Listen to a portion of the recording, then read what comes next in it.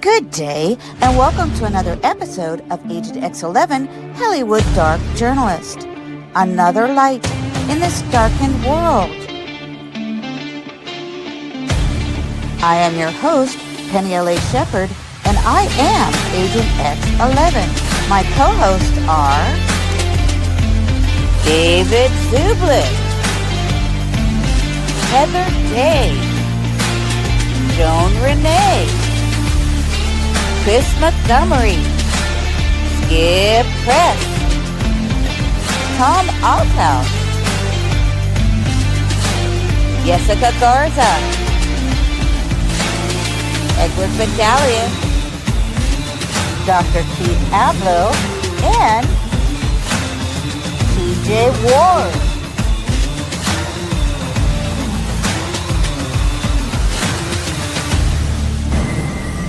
Good evening, ladies and gentlemen. We are tonight's entertainment.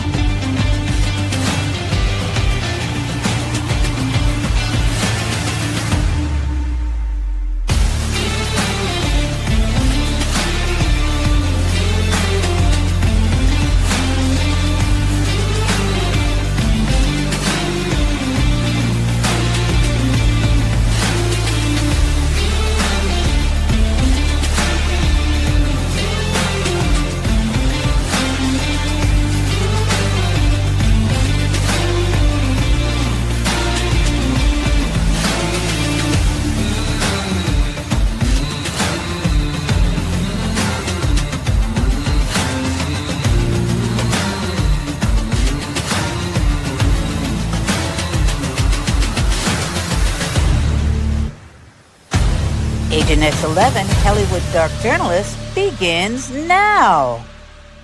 And welcome to another episode of Agent X11 Hollywood Dark Journalist. My name is Penny L.A. Shepherd, and I am Agent X11. Let me just turn on the headlights here so everyone knows who everyone is. I am joined by my co-host, and this is actually Brian Sings Presents.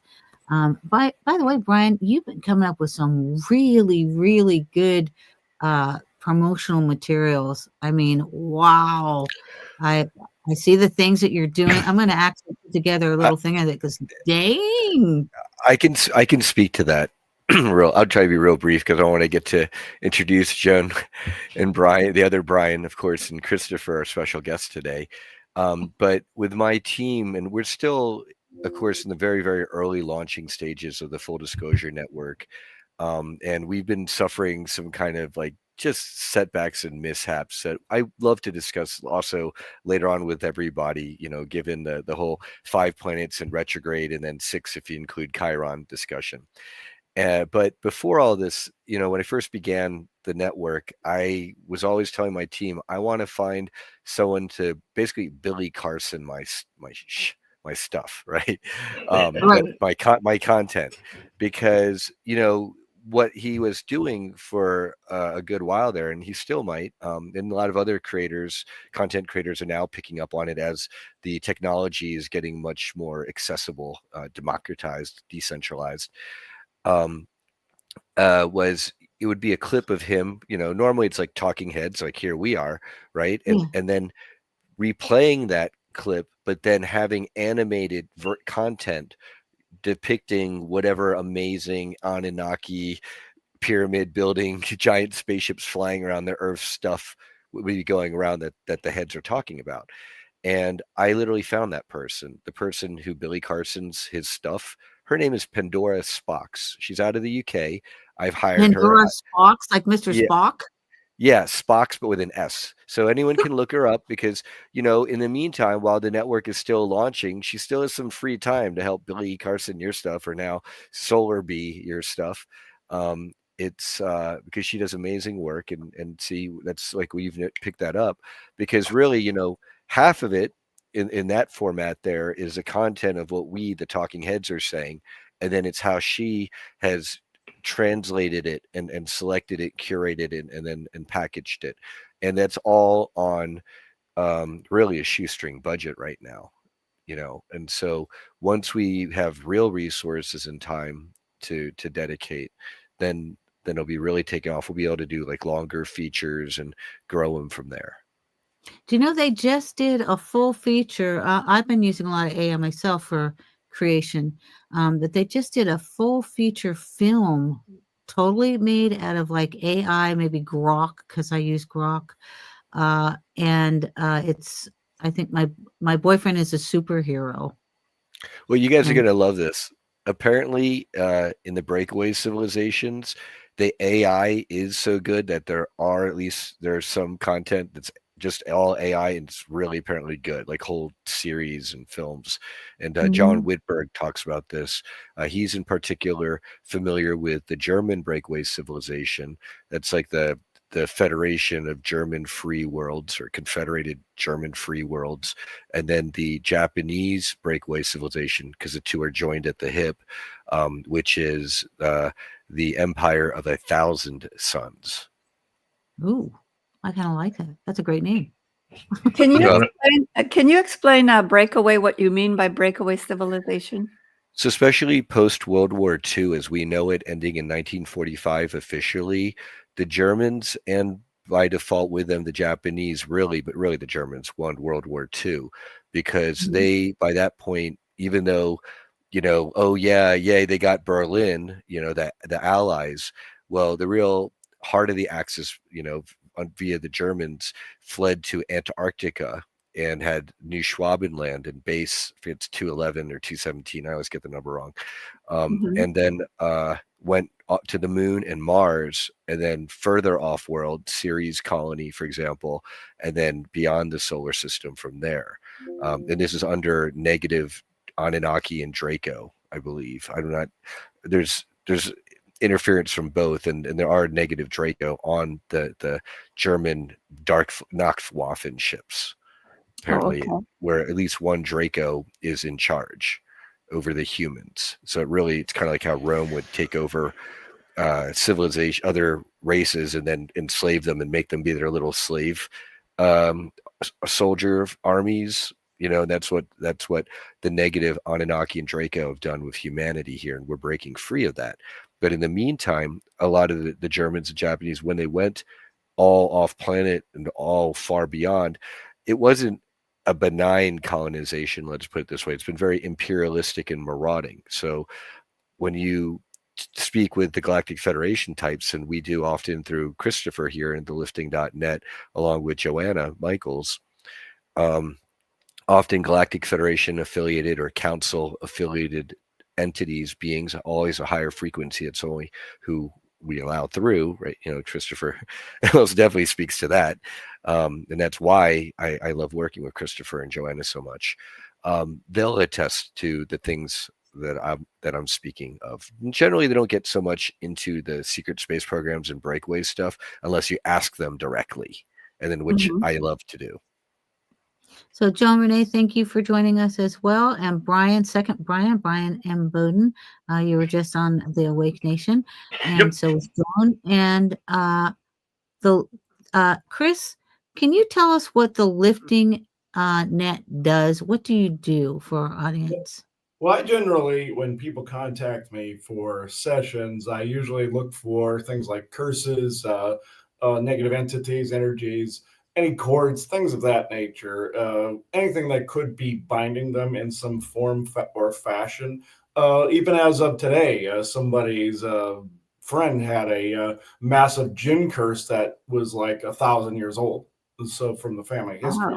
Oh, So it usually points back to some dumbass that made a deal with somebody, and it yeah. affects the whole lineage. So if you can find the point of origin, you can go into the energy, rewrite whatever the contract was, and put it back in play, and it frees the lineage from that. So Chris, that makes sense from the standpoint. This is going to sound weird, but whatever. I met a guy. His last name was Wood. He was a fire eater. I kid you not. And he said that he was going to go on America's Got Talent.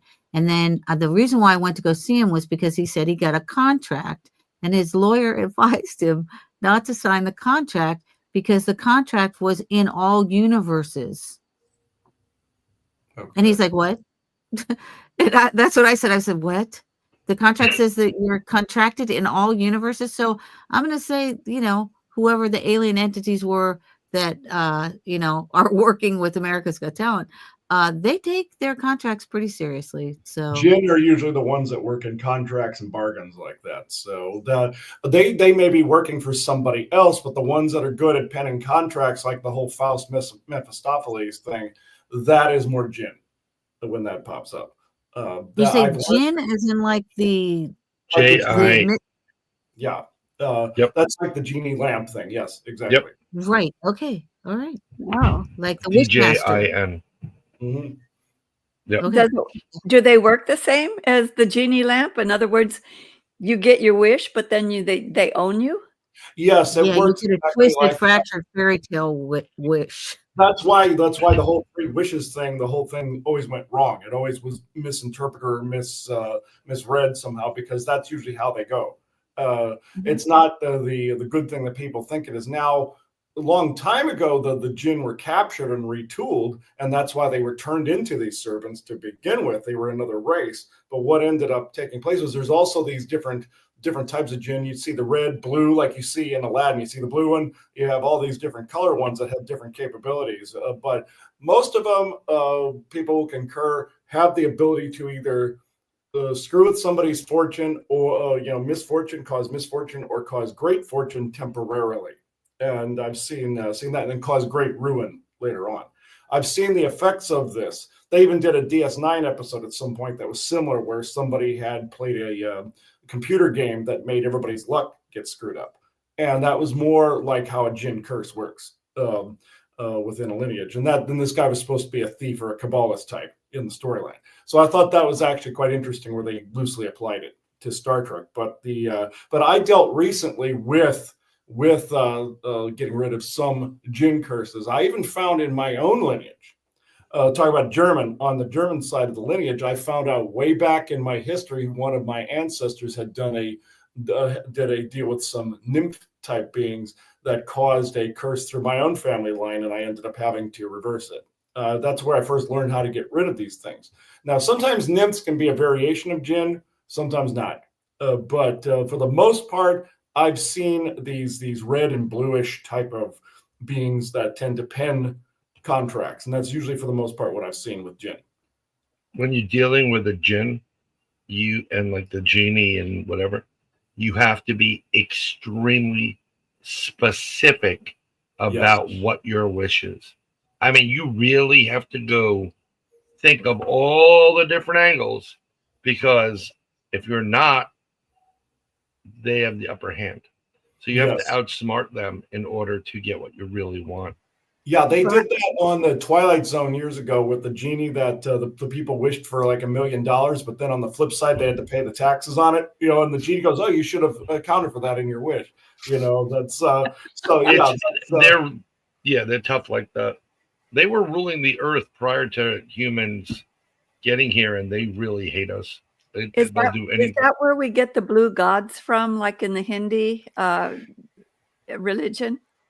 No, that's actually an ET species that visited, and then a lot of why apparently the Indian legends, like the Mahabharata, sometimes they're told in like a fairy tale or very mythological way, is apparently there was like one of these, like, I don't know if it's like a Palladian type commander who was with a base on Earth here in that region that was like teaching the people this knowledge. Apparently went a little bit off script. Apparently, that would be Indra. That would be Indra. Yeah. So okay. Yeah. And then in our very own today contemporary full disclosure community, we have Olivia James, Grey Mouse. And one of the reasons why the elites, so-called the cult of Baal, as Anya Wick has named them, it's what they apparently call themselves. What we've always been calling the Illuminati types up to now, for the most part, generally. Mhm. What they do is, geez, I just lost track. The cult of Baal. Yeah, and then what they do with the what we were talking about before that, the Illuminati, Mhm. Anya Wick. Geez, I just kind of totally lost my We were my talking train of about thought. Because Mercury's in retrograde. Yeah, Mercury's in retrograde. Oh, geez. The jinn did it. I Yeah, don't know, yeah, but yeah. I've No, had that's what it some is. That's really what we're talking the strange different health ETs problems. visiting and going yeah. off script, and then I was talking about the Illuminati cabal, and then Mhm. how I don't know. I'll have to replay this and kind of come back and figure out what I That's was what I trying was to figure out. thinking. It's been Yeah, a and then long in the day meantime, already. oh, it's already been actually. I want to give a shout out to both Julia Anchorhaven of Anchorhaven Mystical Wellness and Rob Khalil of Typical Skeptic Podcast, who Rob's are here great. in our nice. audience right now Yeah. live. Yeah. And then that's right. Bye-bye. I was giving a shout out to because we're talking about Jen. Olivia James herself, she used to be a djinn, and she used to be employed in the programs by these elites, the cult of Baal people, to channel these lower vibrational beings. Because in general, humans channeling like demonic beings and entities, especially for long periods of time, probably most regular, normal humans can't do that. Or if they do, there's like huge repercussions.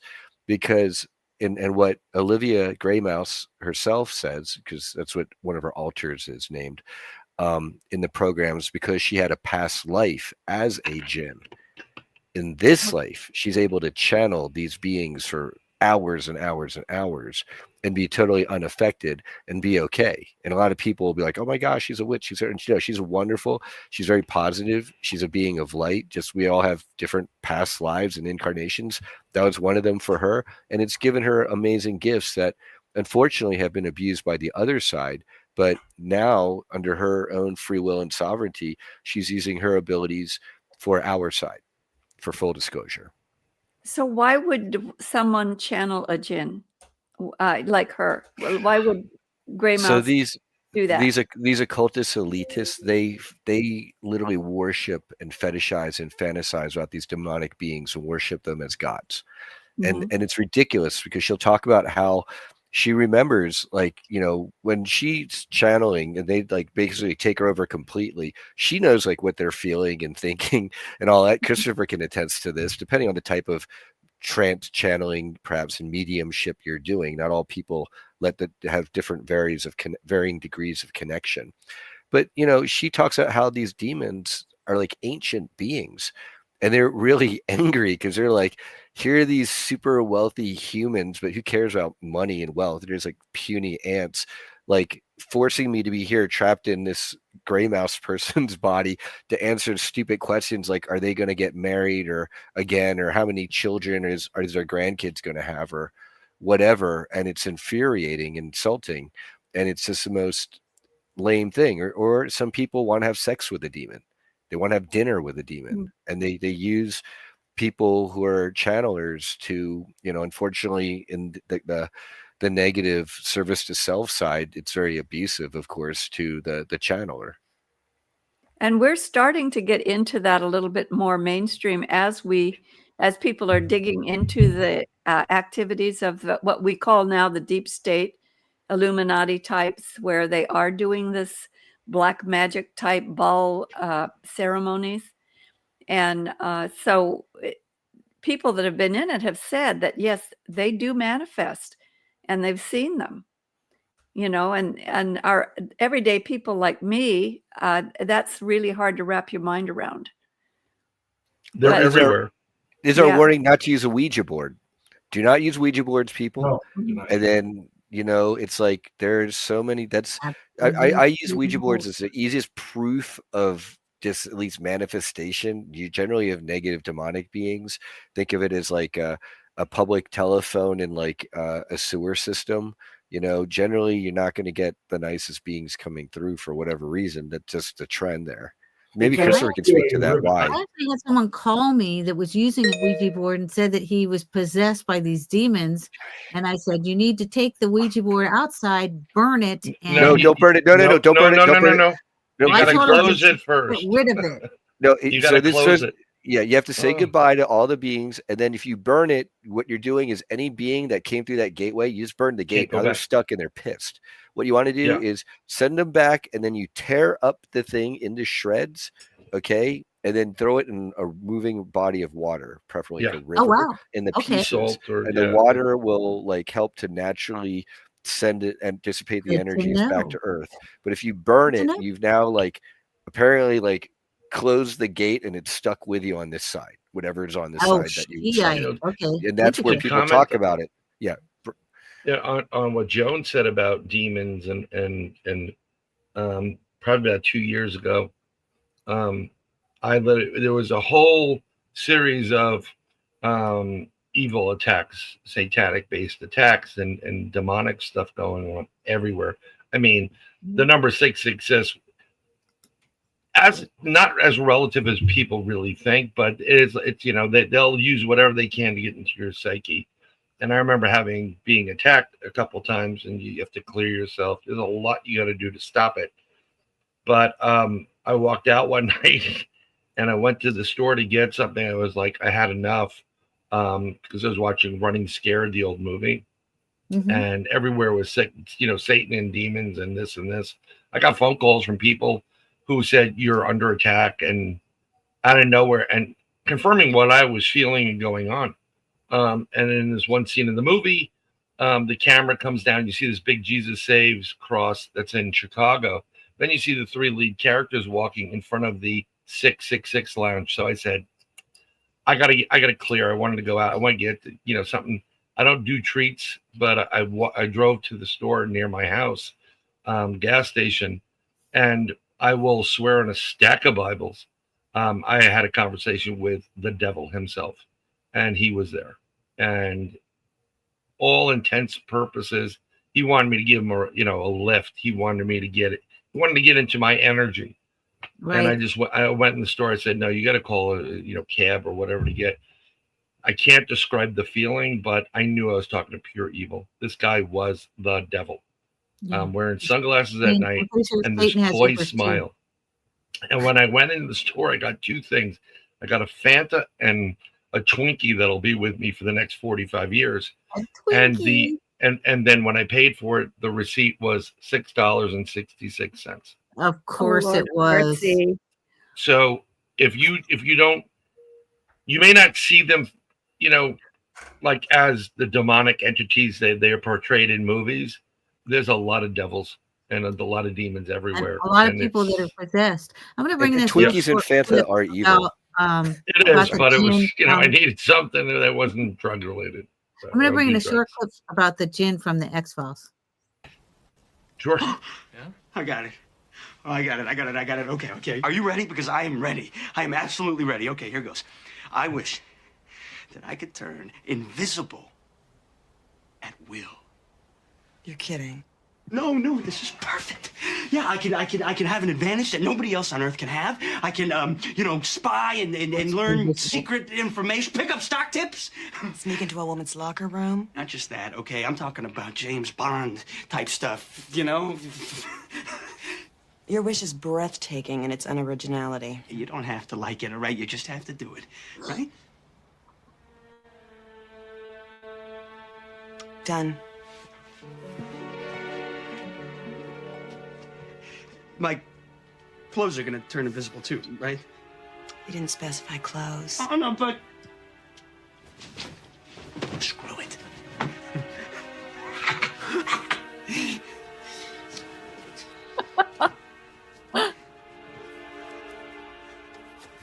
Oh, God. Turn invisible, please.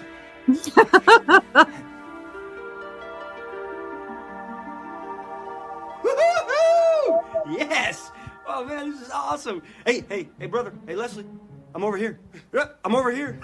Can you see me?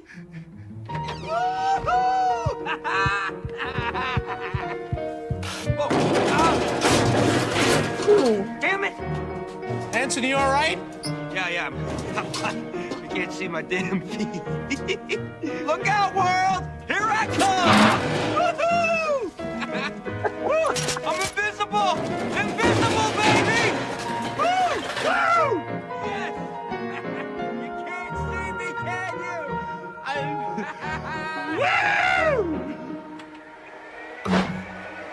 I think he ends up getting hit by a car.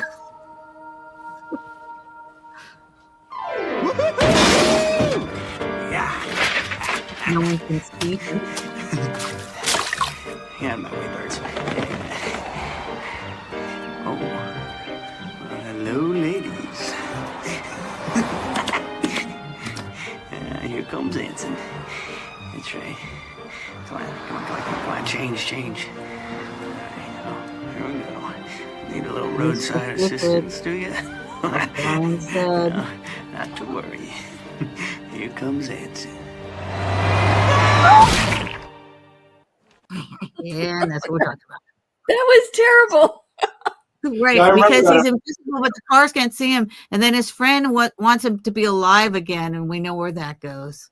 Oh dear. It's there is, there's certain rules to the universe, and it matters. Doesn't matter if you're extraterrestrial, interdimensional, ultra-terrestrial, demon, whatever. That whole rule, if you actually were to say on your wish, like, well, I just wish for you to be free, to the actual jinn, and you give them that freedom, there is like almost not saying they're going to be great to you, but that is very, very appreciative. Self-sacrifice is hugely regarded in a lot of this universe. And there are rules to the road. Like, anytime something evil, or in the disclosure movie, some of these groups, they're going to do something. It is required to tell you. And if you do not balk at any of it, that is consent. So that term silence is consent is 100% true. So as long as one or two people say hell with that, you hear things and I'm like, no effing way I'm doing that. Then you're not giving consent. So they have a role. It's not an easy road, even with the ultra, all these really rich people. I'd be pissed off too. I don't know about you, Brian. If you're like, wait a minute, I'm some super ancient, you want me to do what? When this is over, I'm going to rip your skull out, type of thing. I think that's part of the Ouija board thing, is that you're, in my opinion, you're actually inviting them in. You're giving them permission to come in. So, Chris, can you talk about that? Like how would you caution people in regards to entities and things like Ouija boards, etc.? Well, Ouija boards never use it because of the fact that that's always linked to this ribbon of where some of these beings exist. This astral ribbon. I call it the Beetlejuice layer. I nicknamed it the Beetlejuice layer because of that. You have spirit, you have here, and you have this weird ribbon that runs through the omniverse, basically, and that's where some of these dimensional spaces of these jinn are coming from, and also some just a stage above ghosts. They tend to pass through this one membrane there. But the whole thing is, I always tell people when they are going to open a circle, when they're actually doing something positive, I don't mean like black magic on anybody. I mean actually doing a session or doing something like doing cards or something like that, or a pendulum or something. I always say, open the circle within true benevolence and no conflicting agendas. This means you are getting a positive experience that is conducive to what you are attempting to do. Not necessarily, also there could be benevolence, but it might clash as well. So you want something that is matched to what you're trying to do or help somebody with. Then you have to close the circle. And we always say within true benevolence and no conflicting agendas, meaning you're opening, closing. When you do this, and most card readers and stuff I've noticed don't do this. Card readers tend to rapid fire through people at fairs and stuff like that. And I always say, take at least 20 or 30 minutes in between people, because in order to reground, switch your deck out, do stuff like that. And they always want to rapid fire people. It's like, no, you're attaching cords to people after this if you're not closing the circle properly. And some have gotten really mad at me for saying this, and we've said it on our shows numerous times too. Don't play with Ouija boards. Don't overuse the same deck of cards either, tarot cards, because they can get bogged down, and if they get really dense, they are going to attach to something like a djinn and give you false answers or give false answers to people. Burn that deck or do the cutting up of it, and then get a fresh one. So your suggestion, Chris, is never to burn, but to put it in water. Is that? Well, I've done both. What I've done is I've Me done too. both. What I did was, like, one time when somebody asked if I could burn a Ouija board for them, for instance, I was like, okay, fine. What I did is I did rip it up. I tore it up, and then I did burn it. But then at the same time, I shoved the gin that was attached to it back through its gate before the gate shut. Okay. And that's what I did there. I just visualized it being locked on the other side, then sealed it. So there isn't that you can have an order of operations to this, doing that too. The ripping, correct me if I'm wrong, Milkus, the ripping motion or the tearing alerts whatever's attached to it, like this window's closing, you better get your ass out. And if they don't move to do it, they know they're going to be stuck there. And most of the time they're like, I don't want to be stuck here. So, because you're not in your perfect element in this world where they come from, you're in your perfect element. So you're kind of giving them warning, like, hurry up with that. Another thing with your decks, I know I collect tarot cards. I think they're beautiful, and some of them are just amazingly designed. I don't need them. I can read anybody and everybody at will. But I know people, and I always suggest to readers, don't let them touch the deck. You do not want anything touching the deck but yourself. When you cut the cards, you just say, you point. The minute they touch that deck, it's gone. You got to get rid of it. Yeah, I agree. Because they always say, oh, the person has to touch the deck. I completely agree with you, Brian, on that, because I've seen time and again where somebody has left their imprint on it. Then it changes the whole entire dynamic of what that deck will read.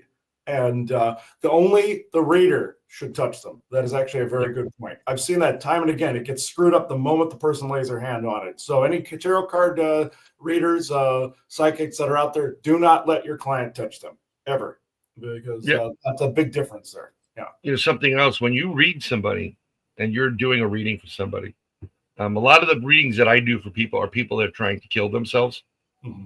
And I'm getting them to stop, not do that. That was 90% of what I do. They come out of the woodwork. I guess this is what my task is. But either way, I can't do a reading after a reading after a reading, or a reading today, a reading tomorrow, and then Wednesday maybe I'll take. You've got to give yourself sorbets, as I call them, over like 24 hours to kind of chill out. Otherwise, you get what we call a para hangover or a reading hangover. And you are so drained, your energy, that you now become susceptible to a djinn or a demon or something else trying to take over you. Yes. Brian, I've got a comment on that too, because I have a friend who's very psychic, but she also does facials and massages and things like that. So I went and got a facial from her, and she was in a agitated state because her daughter was leaving college, and family drama, stuff like that. And when I got home, I had picked up her energy, and I was like this. And then I realized that that's not my energy, because I didn't go with it. I came back with it. And so as soon as I recognized it was hers, it left. And I'm just wondering, if these people are coming to you, what do you do to not, because sometimes that residual energy can attach to you. And how do you recognize it and get rid of it? Well, for me personally, I can send you something. There is a lady does, it's like a 7-minute little video on YouTube. And it's a Holy St. Michael prayer, and invite Michael in. And the first time you watch it, you instantaneously feel the cords cutting. One of the biggest problems we all have is the first and sense or a gift that people have is called empath. It is the worst ability in the world. I know. You are consumed with whatever pain, happiness, anguish. It's like walking through a cloud, and it just engulfs you. And I've been dealing with it on family level right now, and it's miserable. And it's to the point where you get very dark, but you can do things to bring yourself back into a light position. There is this little got the name of the person, but it'll cut the ties to that, and they'll give you protection of Michael, the archangel, who I have a big affinity for, and you can say in prayer, and your faith is really important. If you believe, you take in that white golden light. I also always put myself into a bubble of white golden light, and on the outside of the bubble I put mirror on it, so no one can see in, but I can see out. If they can't see who is in there, they can't do anything to you. So I'm always blocking people. It's very exhausting after a while, but you get used to it. It's kind of like anything else. That but reminds you that picked it reminds up me of though. a prayer that I was taught, and it was the Research Enlightenment, the Edgar Casey. Yep. And it was, the light of God surrounds me, the love of God enfolds me, the power of God protects me. I'm surrounded by the white light, the blue ray, and the golden shield. Wherever I am, God is, and all is well. And that's Yeah. that's the prayer of protection that they teach. I Chris? do investigate paranormal as well, all the crazy stuff and cryptids. Before we go out, we sage everything. Sage is your friend. We sage our equipment. We say multiple different prayers from different, religious backgrounds, prayer of traveling, our Father. I kind of joke around because I'm always joking around, but anytime my buddy has the holy oil of the water and he puts across, I'm like, it burns. He's like, can you please stop? It's like, I have to, kind of thing. Right. But we do it before and after. Another thing we do, and I may be the only one, but I will say it.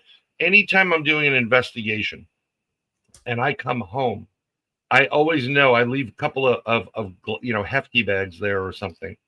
I literally will strip to nothing, put all the stuff in the bags, even my shoes, tie it up. And the first place I hit is the shower.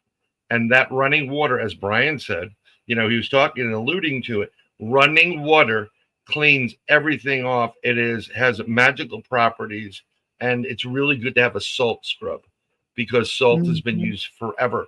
So you wash yourself. I've done it 3:45 in the morning, 4 o'clock in the morning, just before I'm going to bed, because you want to get all that evil and negativity off of you and not carry it with you. There's a lot of little things you can carry. You can carry some, stones in your pocket, as they like to say, or crystals, and it's what resonates with you. It works. So, Chris, I want to ask you, what are you've heard John Renee and Brian talking about some of their methodologies. What are some of your methodologies for protection? Because you're doing these things. Do you lift spirits, dark spirits, off of people? Yes, and Brian, you are correct about having spacing your sessions out. I highly recommend that to people that do this work. I do one a day, and that's even starting to be taxing for me. So it's like people always want to do multiple ones. Like, no, that's a number one thing as a reader. Do not rapid fire a bunch together. Also, if you're being a trench worker, I always put like what you said, Brian. I put basically an armor around me. I basically dress myself as a knight in extremely reflective armor, and then they bounce straight off of it. I might have my eyes out looking around like this with the visor up for a second, but beyond that, I have that surrounding. Now, when I'm in sessions, not only do I do that, there is a prayer we use called the Law of One. It's incredibly potent. And this basically reflects back any and all junk that something is trying to throw at you. The negative beings are afraid to hit you with that in place. And I basically have that inscribed on or stuck on the walls of this room, and even this symbol that you see in the right here. I have that on all of our videos that we do for the lifting. And even for GIC, there's a variation of it as well. I also, if you saw the inside of this room, you'd see multiple. The Law of One prayer is right here on the wall here. You see images of like you have dragons, you have music symbols, all this other stuff all over this room. Can I ask you what that prayer is? Oh, of course. The short version. I'll just do the short version. Okay. People can expand on it how they feel is appropriate. But it goes like this. It says, the Law of One. When one is harmed, all are harmed. When one is helped, all are helped. So therefore, in the name of who I am, and I am one with all there is, I ask that only the highest good be done. I give thanks that this is done, so be it, and so it is. That's usually how it goes. And when you can insert different things in there about asking that negative energies and entities be swept away. Joanna likes to do that a lot too. At the beginnings of shows, we use it at the beginning of every single show that we do, in some form or variation. And that's what we did at the conference. We used that at the conference as well. And we noticed a turnabout in energies. We also noticed if there was negative entities nearby and we uttered this, even in a whisper. You have to say it aloud or have it in print. Mm-hmm. But if you say it aloud, you can whisper it. And if there's something nearby, it's going to disrupt a negative entity that's nearby. I've noticed this. It has to be at least a whisper. Like there were times, even at the conference, Brian, when I was on stage, I was actually muttering that under my breath as those things were going on. And there's a little bit of drama, The one incident on stage at the 2025 Full Disclosure Now conference, what does it allude to it? But yeah, that'd probably be a good time to whisper the prayer. I did it just before that happened, literally seconds before that happened. Because you could feel it was going to happen. Yeah, I felt it was going to happen, and the negative entities panicked, and then not using names. Two of the people on stage on a panel, one was moderating the panel, and one person on stage had the mic, and so stuff she was saying was, it was a little bit woo, but we're pretty woo, and the moderator who he asked me if he could moderate, and I was so exhausted, and I thought, sure, he'd be a good moderator. Oops. Bad idea. He called BS on her. And then they got into this screaming thing. And then another panelist started yelling the moderator. And it was just like on the live stream and then from the audience. And it was wild. But it was interference. Mm-hmm. It was like in various ways and people under attack. Even as when you're children, you do these little prayers. I've been talking to Michael and Gabriel since I was little. But there's like a little nursery rhyme. I texted it to Joan, and it's I'm rubber, you're glue, right? So whatever bad manifestations you present to me will bounce off of me and stick to you. So I have a prayer from the Holy Saint Michael Warriors that you can say. You can fill in the blanks too. There's spots to put your name. To be specific, I say it every day. You can alter it just like you were saying, Chris. You could add to it, and as well as talk about armor. I am the real deal. I am a Knights Templar. And I take that very, very seriously. I don't take it as, because there's a variety of different organizations that say they are, but there's a something in your heart, your soul, your essence. And that is what goes back to what they were originally meant to do. And that's how I act throughout life.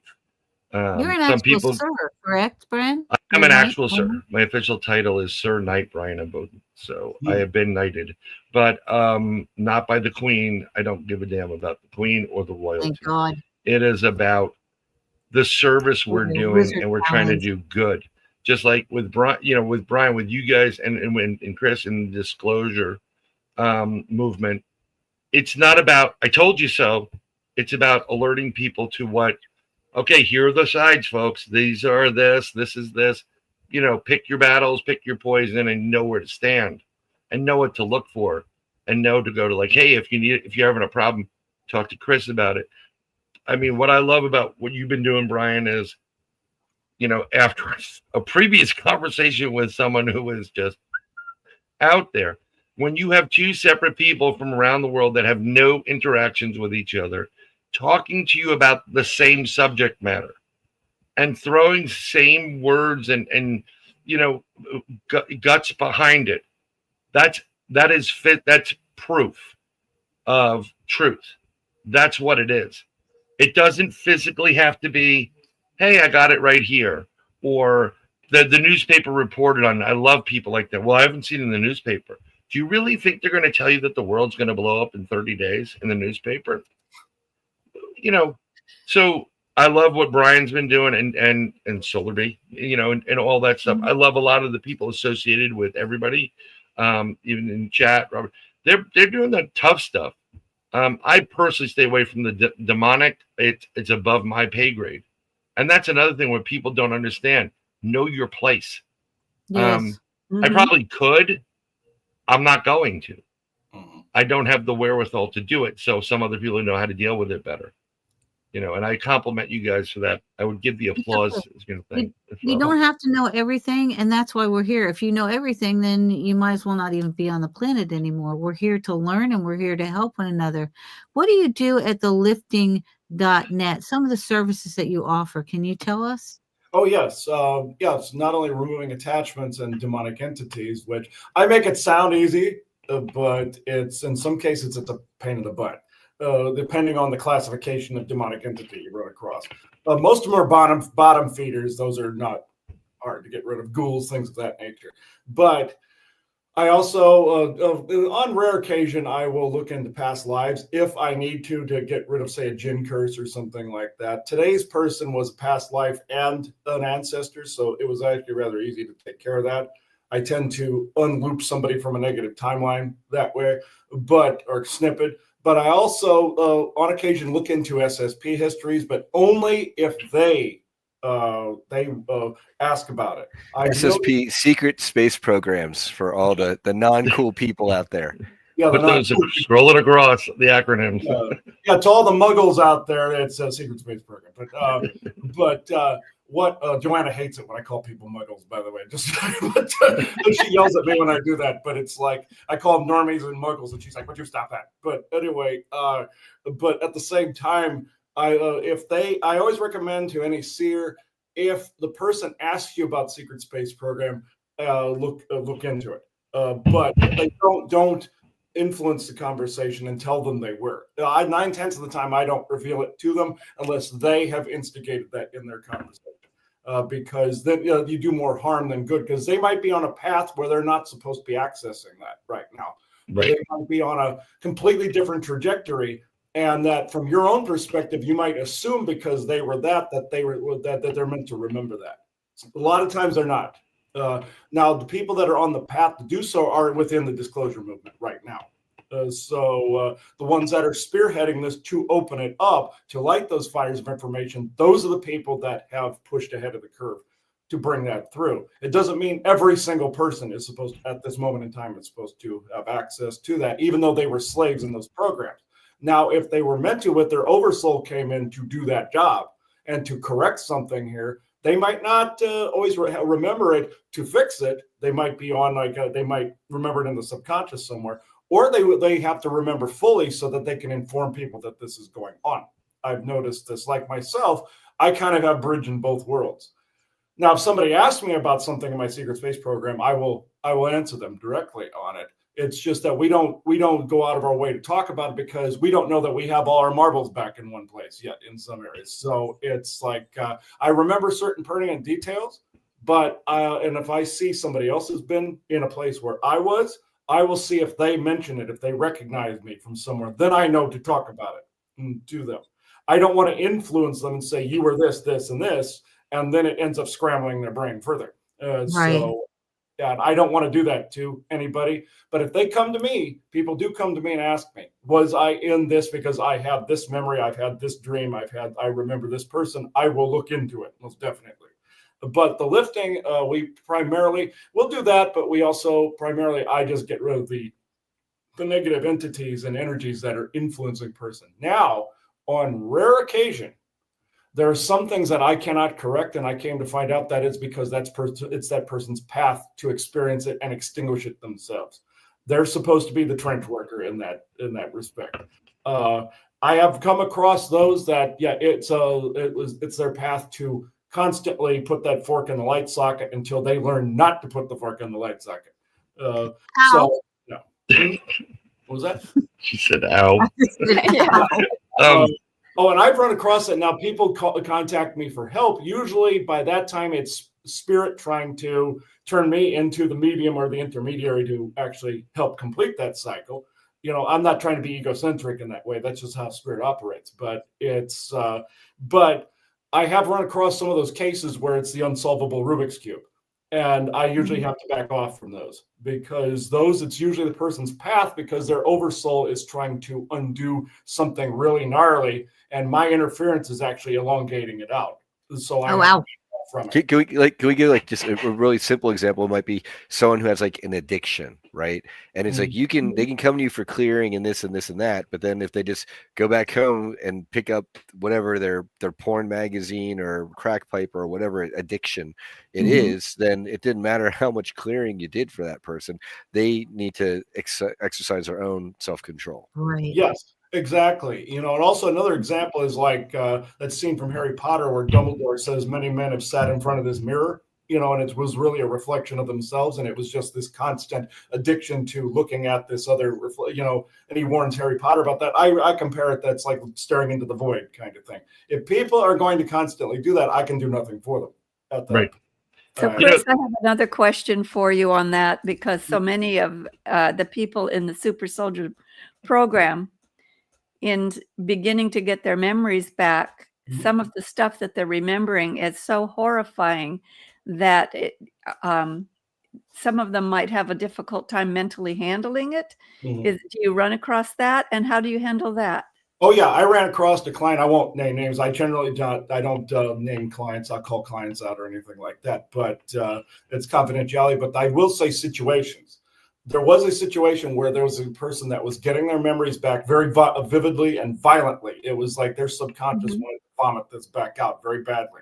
And I knew it had to be stabilized or he was going to blow a synapse or have a stroke or something. So when you're dealing with another version of you from another timeline, now you're bringing these memories back in. This version of you didn't experience that. You were uploaded to a different clone of you that encoded and decoded it over here.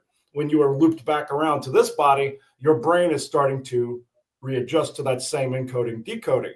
The thing of it is, you've also experienced multiple timelines because of time travel projects, and now you are both an is and is not, a paradox within that particular right here. In the I am presence, you're an I am presence, but you both experienced it and did not experience it.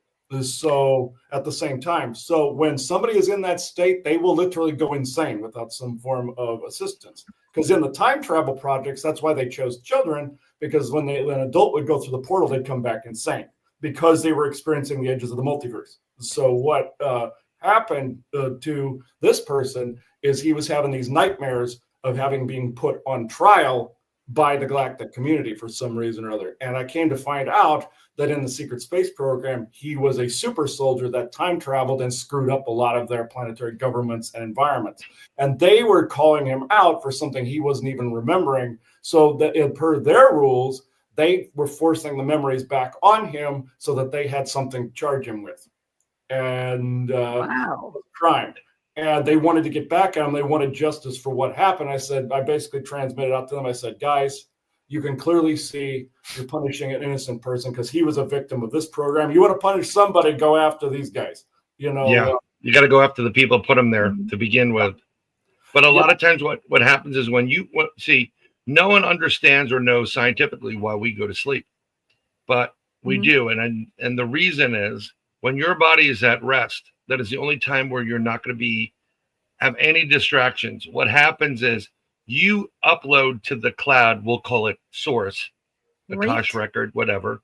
And then what happens is the Akash record downloads information to you for the next couple of days or whatever it is, tasks, memories, what have you. And they come to you in two forms. There's dreams and there's experiences. Because sometimes when you upload, they need your help as a light worker or whatever. You have to finish a task. So if you get full details waking up in the morning, like you can see every inch of whatever the writing on the wall, like whatever's behind Brian right now, and behind Chris and behind all of us, and they can describe every inch. That is not a dream. That's an experience, and you usually wake up more tired. So when Chris is saying like, here's someone who previously all his data, no matter if it was time travel or whatever, it all goes back up to a repository.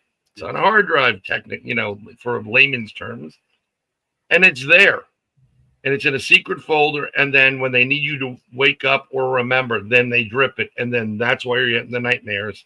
Yep. And that's why when you, I don't know if any of you have experienced, Brian, Chris, Joan, I've gone out and I've had people stare at me as if I was a celebrity. I'm not, but they look at me like, I usually have to say, do I have like schmuck or idiot on my forehead? Do I have something here? They're looking at me. And then sometimes I've seen people in public and I don't get a face or a name. And I know these people, I've never met them before. Mm-hmm. So it could be part of the program, It's part of the program. I'd like to actually get my records from Project Genesis and Subproject Eve, but I think that they're somewhere in Hitler's bunker and probably my brother's house. We are running out of time right now. Chris, can you tell people where they can find you? And is there an email address on the lifting.net? Yes, and I did want to say also alien abductee situations, they'll recognize you from that too. Yes, an email would be thelifting@proton.me is how people can reach me for sessions, or go through the lifting.net through the forum on there. The email is printed on there and all our links are there too. Excellent. We're going to have you back again for sure. Brian Bowden, where can people find you? Facebook jail, and every Wednesday I'll be on my show, Third Eye Live, 8 p.m. to 10 p.m. Eastern. I am on the Awake Nation, and apparently I've been kidnapped by Penny and Joan, and I'm on Agent X11 every once in a while, especially with Brian's thing over there.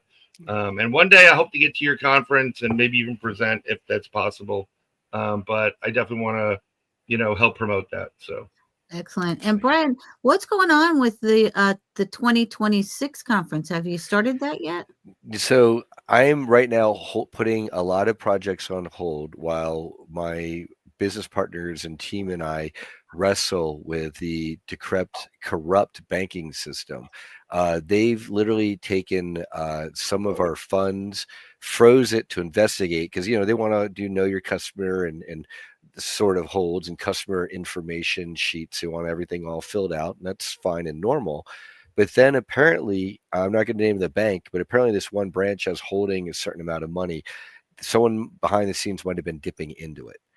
And then when I mentioned this to a banker affiliate friend of mine, they said, wow, because they've heard of that happening at a place like Deutsche Bank, and having Deutsche Bank perhaps has a reputation of field for that, but not this bank. I just say Chase Bank. I'll name Chase Bank. Chase Bank, and they're terrible. And maybe it looks like maybe there might have been some shenanigans behind the scenes, and then that makes it even further into a black hole. So now we get to have our money held up while they investigate themselves and their own wrongdoing as someone in their own organization. And that's how lame these banks are. And so I want to give a shout out to Medici Bank. They're new, they're coming online. They have a member of the Medici family, but it's not the same Medici Bank of old, but a member, a wonderful gentleman of their family is affiliated with this bank or associated with them. And then they're doing wonderful things to democratize people who have crypto and want to also have brick and mortar banking, but not get stiffed by the more conventional brick and mortar banks who are very anti-crypto and will use that against you. So I can be found on Facebook, just like Brian. Message me directly if you would like to somehow participate meaningfully in the full disclosure movement. Add my nickname or call sign there, Solar B, and that'll help sort me out from all the other Brian Sangs. There are actually a lot of us. And also, you can find me on like YouTube and Rumble and TikTok and Instagram, and we're just trying to get that going so that we can get yet more disclosure out there as we get to showcase more folks in our community like Christopher here. Excellent. And Joan Renee, where can people find you? Well, you can find me here on Agent X11. You can find me on the Awake Nation on the David Zubik channel on Tuesdays and Thursdays, Trauma Triage on Wednesdays, and you can also find me on X, Joan Renee 27, and please do follow me. I do post these shows there if you want to watch them there. So, and that's about it. Now, next week we're going to be off for Thanksgiving. That would normally be Dr. Yu's Universe. I'm one that creates a lot of different shows. You know, I should do one for you guys called My Two Bryans, like my three sons. Brian and his other brother, Brian, yeah. Yeah, iron wine. Right. And so I entreat you, please watch us on the Awake Nation. We're Monday through Friday on the David Zubik channel, also on the Agent X11 channel. And we're 7 to 10 and 7 to 8, we do Awake Nation news. So please join us for that. It's very informative. And, you know, we are awake at that time, break of dawn. Which is very, very early. So I thank you all for joining us. Please like, share, and subscribe. No one's getting paid for what we're doing. So we ask you to please disseminate the information. That's what we're here for. We're here for the truth. And we also ask you, please research everything.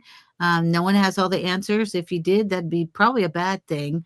And you probably would be ejected from the planet because you know too much. So thank you again for joining us. And unfortunately, we are out of time. So we are out of here. Shepherd out. Solar be out. Renee out. Brian out. Jacob's out. Goodbye for today from Agent X11, Hollywood Dark Journalist. We post new episodes daily. Check out our true crime episodes Wednesdays and Fridays.